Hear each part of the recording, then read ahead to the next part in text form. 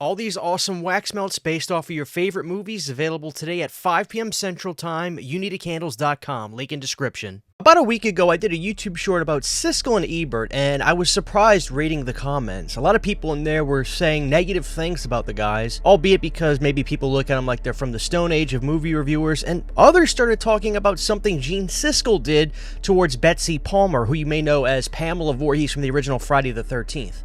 The notion was that Gene Siskel doxed Betsy Palmer, being so upset that she was in the original Friday the 13th when it came out back in 1980. This sent me down a rabbit hole. I needed to know if this was true. I've heard it in the past, and I never gave it too much thought, but it's something that when you search it up, oh yeah, you're going to find a lot of articles about it. Horror fans know it as legend and one of the most mean-spirited things a reviewer has ever done. So today we're going to get to the bottom of this. What really happened?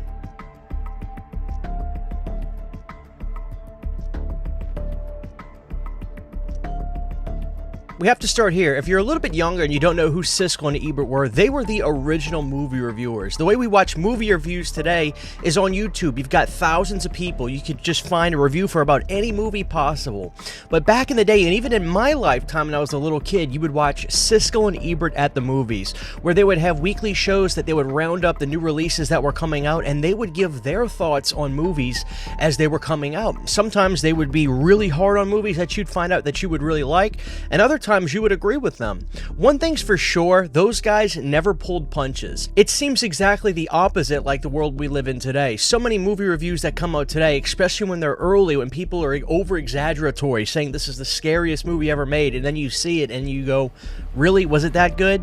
For all the criticism that Siskel and Ebert get, I love the fact that back in those days, those guys never lied. If they didn't like a movie, they would tell you straight up. Even if it was a big budget movie that had a lot riding on it, they were never afraid to share their opinion. Now, when we look at Friday the 13th today, it's looked at as an iconic classic horror film. God knows it's one of my all-time favorites. I love the original Friday the 13th. But when they were coming out in the early 80s and the late 70s, even Halloween never got positive reviews at first. It would get reviewed by Roger Ebert and others where it was like, wait a minute, I think there's something here. This movie really is all that and a bag of chips. Well, Sean Cunningham decided that we got to make money off of Halloween. Let's do our version. Got with Victor Miller. They created Friday the 13th. This movie wasn't as much like Halloween as you would think. It's almost as if you took Halloween and Dawn of the Dead and mixed the two together, making it a slasher film with a lot of blood and gore.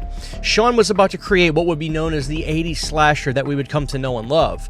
But would people love it back then? That's the question. If you look at the box office numbers for Friday the 13th, there's no denying that Friday the 13th made a ton of money. But what about the critics? Let's see what Siskel and Ebert had to say about Friday the 13th when it was coming out. Now that scene demonstrates a very common and probably very significant technique that's used again and again in these films. We view a scene through the eyes of the killer. You never saw the driver in that last scene. Instead, you saw everything through the driver's eyes. Now in the traditional horror movie, we often saw things from the victim's point of view, but that's no longer. Now we look through the killer's eyes. It's almost as if the audience is being asked to identify with the attackers in these movies, and that really bothers me. That's a very good point. One other thing that bothers me is that the behavior that these women are engaging in, if done by men, would be considered brave, bold, and fun. Going hitchhiking, you know, going across the country like an easy rider, very typical. A woman tries to do something like that in these films, whammo, they get sliced up. As you can see, they're not exactly fans of it. We can even go further. Here's a few other reviews that they did for some of the sequels of Friday the 13th. Yeah, real great. Jason, you can't hear him, you can't see him, he hardly even breathes. He's the latest word in leading men from the geniuses at Paramount Pictures. You get the idea. Friday the 13th, the final chapter, is 90 minutes of teenagers being strangled, stabbed, impaled, chopped up, and mutilated. That's all this movie is. It's just mindless, bloody violence. And just think of the message this film offers to its teenage audience. The world is a totally evil place, this movie says. It'll kill you. It doesn't matter what your dreams and hopes and ambitions are. It doesn't matter if you have a new boyfriend or a new girlfriend or you've got plans for the future. You can forget those plans because you're going to wind up dead. There is literally nothing else in this movie. And the sickest thing is, this isn't the final chapter. That's just an advertising gimmick.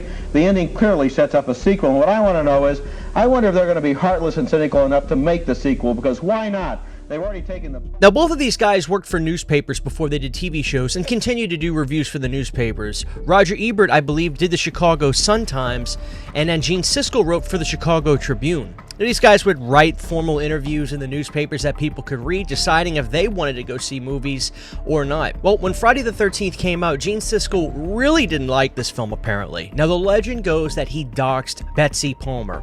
Now, Betsy Palmer, from what I understand, was a beloved television fixture. She was in a lot of movies from before then and TV shows that people loved, and she was just kind of like this white bread, everybody loves her. You'd never expect her to do some sort of horror movie. Well, we know the story now that Betsy Palmer did the film because she needed to pay for a new car. The car she was driving in was having trouble, and she was like, I want to dump this thing. How much will this film pay me? Screw it. Let's make some money. I'll do the film. Yeah, I think it's a POS, but let's just do it anyway. We now know that Gene and Roger obviously hated Friday the 13th, but the legend is that Gene Siskel doxed Betsy Palmer, put her address in the newspaper, encouraging people to mail show how much they disapprove of her doing this film. Even in 1980, I like to think that would be illegal. Maybe not, because the laws of, technology and doxing are, they're a different thing now, but still, when you hear that, it sounds horrible. There's no way he did that. Thankfully, because of websites like FridayThe13thFranchise.com, we were able to find the actual news article from the Chicago Tribune. Did Gene Siskel actually do this? Did he dox Betsy Palmer? Let's look at the clip. As you guys can see here, if you look to the bottom right, Gene Siskel does in fact give the address to the Paramount lot, which is probably public record at that time, saying, hey, feel free to let these guys know what you think about them making this sleazy, crappy slasher film. And then he goes on to give the name of the town Betsy Palmer lived in. There is no actual address in there, but he does have an implication. Now, this is where I want to say something. I think the truth is important. Did Gene Siskel actually dox Betsy Palmer in 1980 when the film came out? The answer is technically no. And I think that record needs to be cleared for those that have this misconception that he put her address in the newspaper. Where I do have to push back against Gene, rest in peace, is the implication was clear. What he did was still in very poor taste. If you want to put the Paramount lot, that's fine. That's not something that people can't find anyway. But giving Betsy's town and saying, well, you can figure out the rest from there if you know what town she lives in, is not a good look. Now, it's also interesting to note that these guys' opinions did change. I don't hate them for this. I don't hate Gene Siskel for this. It is in poor taste. God knows I've made mistakes in life. Here's a clip of Roger Ebert in 2005, after Gene Siskel had already passed, where he was doing Ebert and Roper. And here's his thoughts on a movie about the Devil's Rejects. Hate to disappoint you, but I'm going to give a thumbs up to him for exactly the same reasons that you have. But I don't want anyone watching this show and writing in and saying we gave it 2 thumbs up, so they went to see it and it was disgusting. I'm telling you, it is disgusting. Right. It's depraved. Yes. It's gruesome. It's over the top. It's beyond the pale.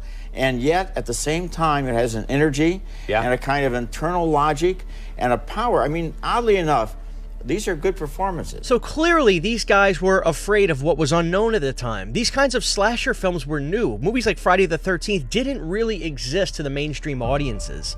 A lot of us fear what we don't understand.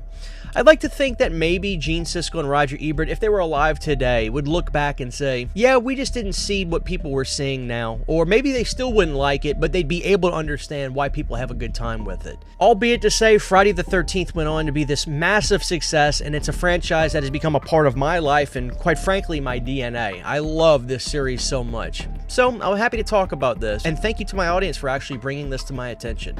There you have it, guys. That's the story of Gene Siskel versus Friday the 13th. Huge giant thank you to all of my Patreon supporters. Without you guys, this would not be possible. To get behind the scenes photos, videos, music, private live streams, and much more, you can subscribe to my Patreon for as little as $1 a month. Thank you to my patrons.